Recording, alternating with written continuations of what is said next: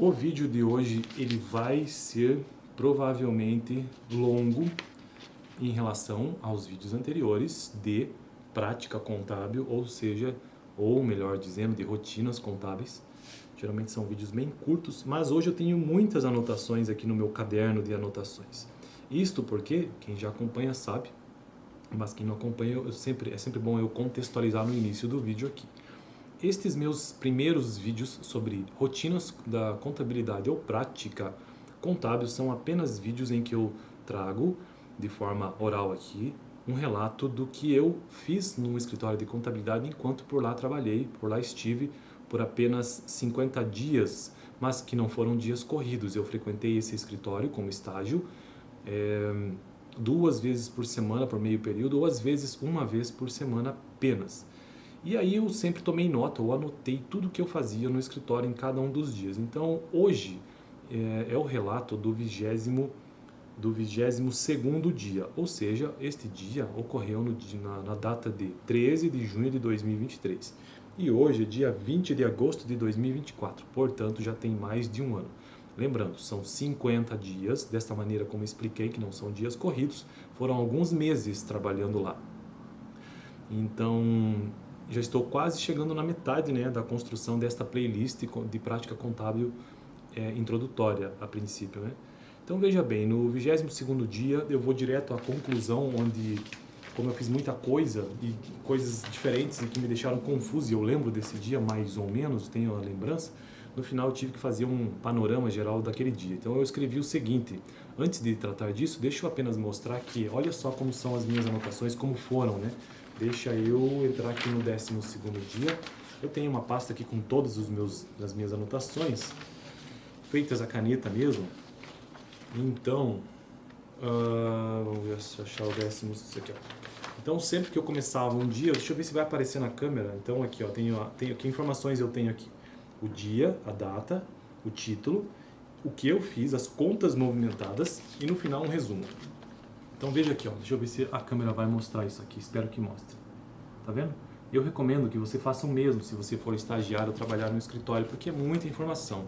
Lembrando que nesse tempo, nesses 50 dias que lá estive, eu trabalhei especificamente na área de contabilidade, ou seja, de escrituração, o famoso débito e crédito. Então são os razonetes que eu fazia via planilha no começo e via sistema mesmo, sistema, eu digo, sistema de informática, né? Então eu trabalhei nesta área, eu não trabalhei com folha de pagamento, eu não trabalhei com fiscal que lida com tributos, eu não trabalhei com abertura de empresa, não trabalhei com área gerencial, nem com contratos, nada disso, que são as principais áreas aí do escritório no geral, né? E eu trabalhei sim na escrituração, que é a base do escritório. Um sistema contábil precisa, num processo, né, de escrituração, de um sistema contábil, precisa de entradas, processo de transformação dos dados e uma saída, que são as demonstrações contábeis. E tudo no escritório de contabilidade começa a partir de lançamentos contábeis, ou seja, o famoso débito e crédito. Se você está na faculdade, você precisa entender bem isso, porque você vai utilizar na contabilidade, se for trabalhar na contabilidade em si, na escrituração, débito e crédito. Então vamos ao vídeo, que senão ele vai se estender demais. Então no 22º dia, de forma resumida, o que eu fiz foi o seguinte: eu comecei com uma anotação minha que diz isso aqui, ó: hoje foi um dia meio confuso, mas o que eu acho que fiz foi o seguinte. E olha só, realmente tem uma anotação minha aqui, olha a minha letra aqui, em cima aqui. Como eu podia focar, né? Tá vendo? São 5 pontos que eu coloquei aqui. Hoje foi um dia meio confuso, mas eu acho que fiz. O que eu fiz foi o seguinte: primeiro, escriturei o Simples Nacional, escrituração, tudo aqui é escrituração. 5 tipos de escrituração. Escrituração do Simples Nacional, que foi cancelada. O contador me passava a orientação, né, do escritório. Ele pediu para parar de fazer isso e começar uma outra escrituração. Segunda coisa que eu acho que fiz, segundo a minha anotação aqui, escrituração, ou seja, realização do FGTS. Realização é quando sai de fato o pagamento, movimenta, né, o dinheiro da empresa, sai do caixa. Então a realização é quando algo se realiza no caixa, sai de fato, efetivamente, regime de caixa. Enquanto que quando você trabalha com um regime de competência, você não está realizando, né?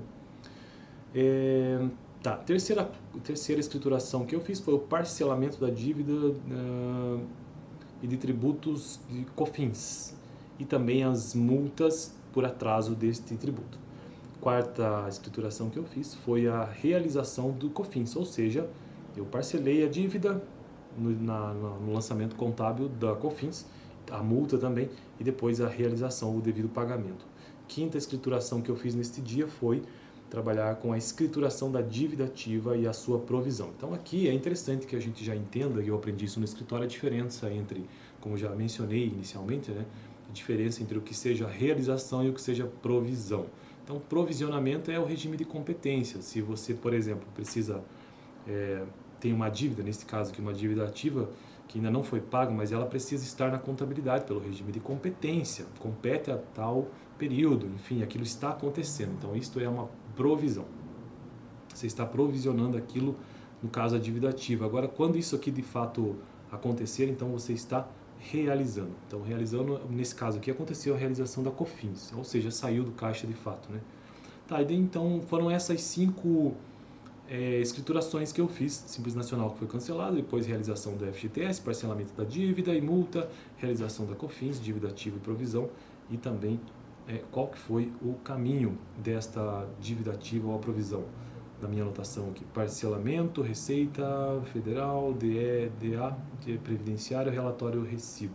Isso aqui é apenas um caminho, né, que eu sempre anotava onde que eu precisava buscar o arquivo. Porque toda a escrituração contábil, nesse momento que eu já estava utilizando o sistema de informática, eu sempre tinha que anotar o caminho de onde buscar as informações, porque os lançamentos precisam ser feitos, débito e crédito, mas isso está onde? Isso tem que estar num relatório, tem que estar em alguma coisa que o governo às vezes emite ou não, e você precisa buscar essa informação. Às vezes está lá na nota fiscal mesmo, de fato, da empresa. Bom, então esse foi o resumo. Agora, esse vídeo já está com 7 minutos, quero finalizar ele trazendo de modo bem rápido as minhas anotações brutas aqui neste papel do 22º dia. Eu trouxe essas anotações aqui do início apenas como introdução, que foi... introdução não, como conclusão, né, que na minha anotação ela está lá no final. Então vamos lá. Paralisei ou nem iniciei a escrituração da realização da movimentação contra a Caixa do Simples Nacional. Então veja que realização é quando movimenta a Caixa, como eu já disse. Parei por aí, então eu comecei, o contador pediu para parar. Em seguida, comecei a escrituração da movimentação, da realização da movimentação contra a Caixa do FGTS, ou seja, o FGTS saindo do Caixa. E quais foram as duas contas movimentadas? Basicamente, sempre, né? Débito e crédito. A débito, movimentei uma conta do balanço patrimonial, uma conta patrimonial, né? FGTS a recolher lá do passivo. Veja, não é FGTS a pagar, não, é FGTS a recolher. Você recolhe porque é um intermediário entre o contribuinte e o governo. Então você está apenas recolhendo e vai repassar esse valor. E aí, crédito em caixa, né? Porque eu estou realizando o FGTS. E o texto básico foi pagamento FGTS, PGTO, FGTS, e ele sempre ocorre no dia 7 do mês seguinte, ou antecipa, então, se houver um final de semana, você antecipa. Então veja que o recolhimento e a realização do FGTS sempre ocorre no dia 7 do mês seguinte. Tá, então isso foi a primeira. Logo em seguida iniciei a escrituração de parcelamento de dívida tributária. Também, em seguida, comecei a realização então da COFINS. Então, COFINS, parcelas, né? Tem aqui um código contábil para cada uma no plano de contas, multa também. E aí as contas que movimentei foram as seguintes: débito em COFINS a recolher novamente, COFINS a recolher, e crédito com parcelamento de dívida tributária Receita Federal. E aí tem lá uma conta no plano de contas, sobre isso que eu tive que criar, inclusive. Às vezes isso vai acontecer com você no escritório, o plano de contas nem sempre está completo e precisará ser criado uma nova linha naquilo, né? O plano de contas é a base que estrutura todas as demonstrações contábeis, que está por detrás das demonstrações, aqueles nomes todos, né? Então vamos lá, o segundo lançamento, deixa eu ver se eu encontro aqui. Basicamente isto, parcelamento referente a... Dei o texto sobre isso, né? Parcelamento referente, multa, tal, data do período e data do documento. E qual que é o caminho no sistema que, no caso aqui, parcelamento, Receita Federal, parcelamento federal, conte.